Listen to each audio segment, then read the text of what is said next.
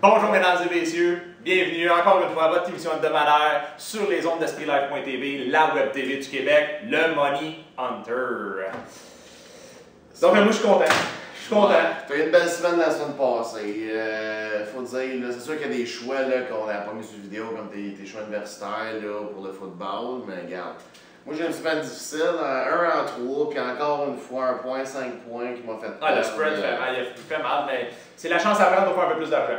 Ça, c'est sûr. Moi, je suis bord d'y aller avec des money lines parce que mes money lines, j'ai au-dessus de 78% d'efficacité dans mes money lines, puis c'est toujours le spread que je me fais avoir parce que les pick-em, je suis vraiment en feu, puis je me fais avoir par des gars comme les Saints qui gagnent les 2 dernières minutes la game. Quand ils sont supposés de blowout, ces équipes-là. Vraiment, puis Arizona qui est revenu contre Detroit. Selon moi, Detroit est une équipe bien plus forte qu'Arizona, mais regarde.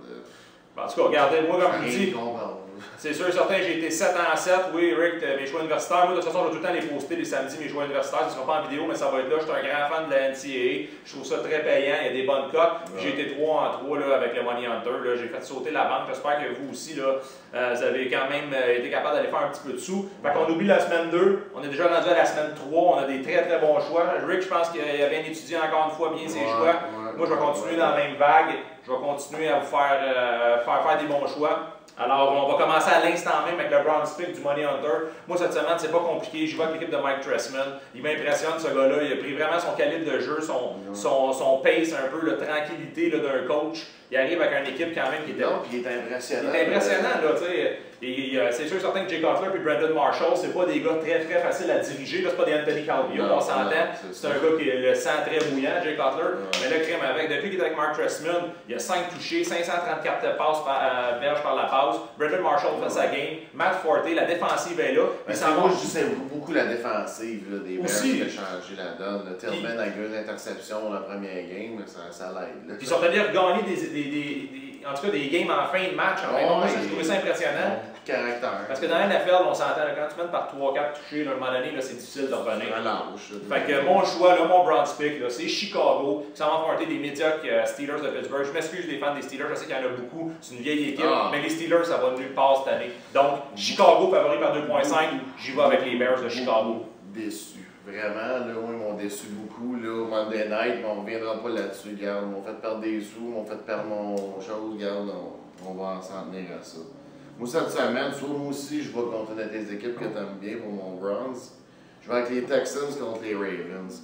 À date, ce qu'on a vu des Ravens, là, ça montre vraiment que les éléments qu'il y avait là l'année passée pour le Super Bowl sont plus là. Ça a prouvé là, que. C'est pas que c'est un feu de paille, je dirais pas jusqu'à dire que c'est un feu de paille, parce qu'il y avait de la chimie, il y avait de la chimie, tout ça, mais cette année, là, on le voit, là, manque de profondeur. Les grosses pièces du morceau du puzzle sont allées chercher les Rodgers de Burton et Chris Kenty font pas la job des Edric et des Ravens. Non, puis on va se le dire, Bolden, Reed, Lewis qui sont partis, ça fait mal, c'est un corps de l'équipe.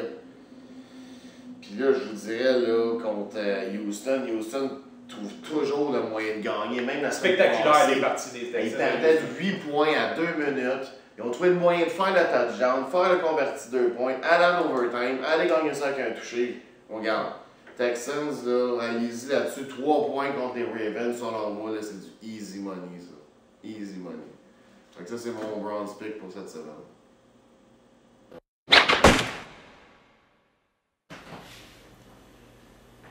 Bon silver pick cette semaine. On peut pas passer à côté là, des Green Bay Packers qui s'en vont affronter les Bengals de Cincinnati. MVP de la semaine pour Aaron Rodgers. Surprenant, il a fait des points à tous les poolers. Il est déjà rendu à 7 passes de toucher, près de 800 verges par la passe en 2 games.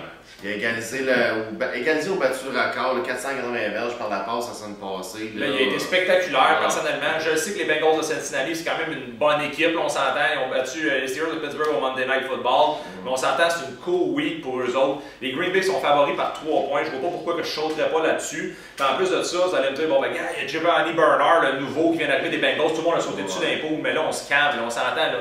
La ligne défensive des Steelers n'est pas celle-là des Green Bay Packers, là, on s'entend. Fait que moi, personnellement, c'est sûr et certain que des gars comme James Stark, ça m'impressionne, des gars comme Randall Cobbs, favoris par 3 points, là, les Green Bay Packers, de sauter là-dessus. Là. Come on, man! Moi, pour mon Silver Pick, Yann, je vais enchérir sur ton choix parce que c'est celle-là que j'en liais. Mais moi, je vais aller Moneyline. Parce que ça, c'est le genre de game qui pourrait finir de 2 points. Tu sais, ça va être serré, ça sera pas comme la semaine passée, là, ils vont mener 28-0 après une demi. Il faut dire 2 choses aussi, il faut mettre ça en perspective. Vraiment, la défense de Washington cette année a fait dur, elle m'a surpris. Ben, Washington fait dur tout court. C'est tout court. Il n'y a plus de magie dans ces équipes. Ils n'ont pas impressionné la semaine passée.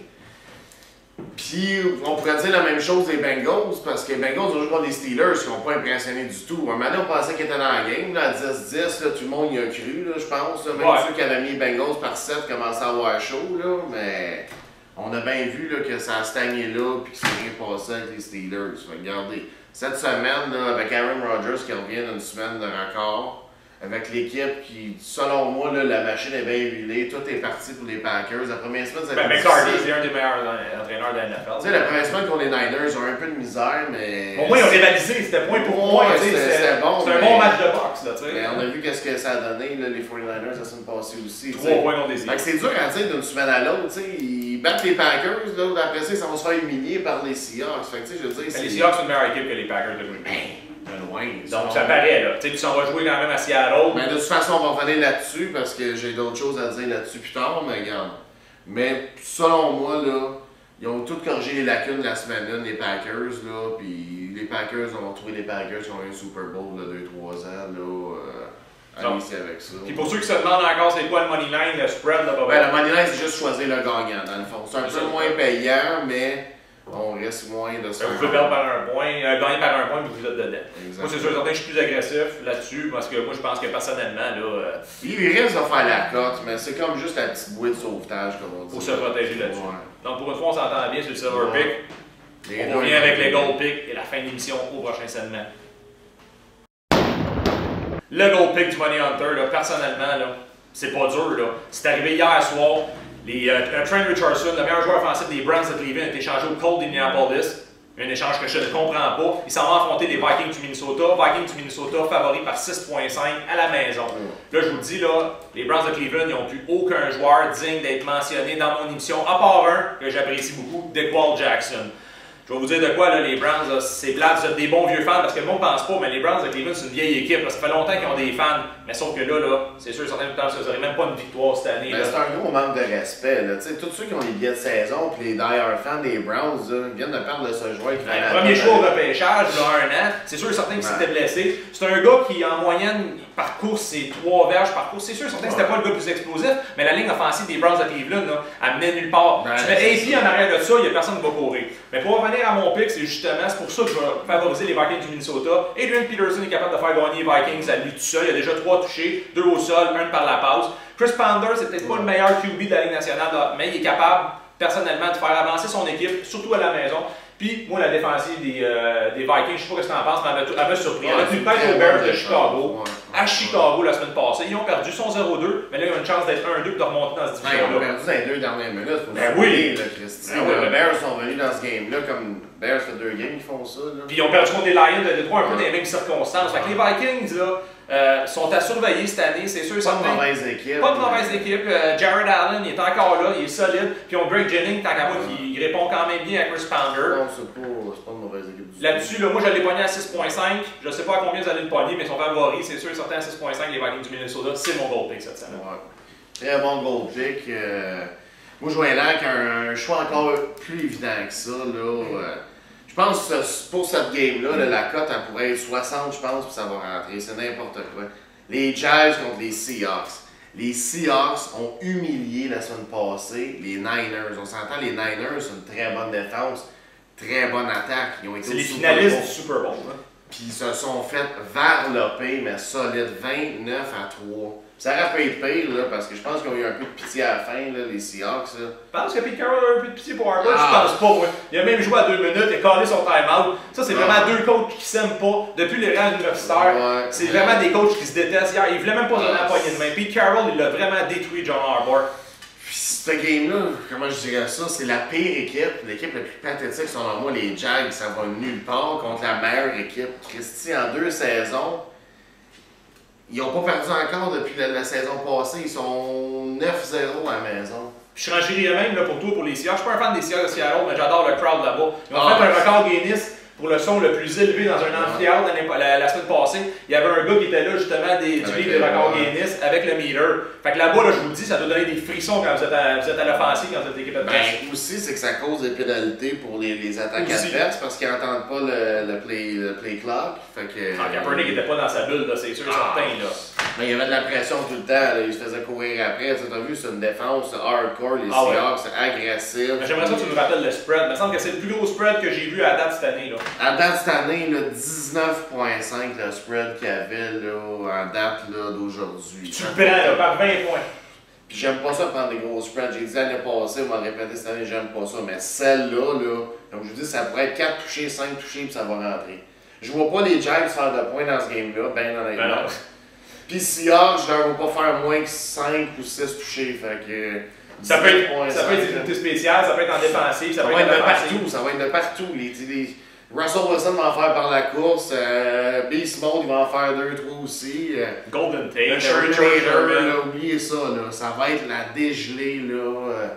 Gênez-vous pas, 19,5, ça y va.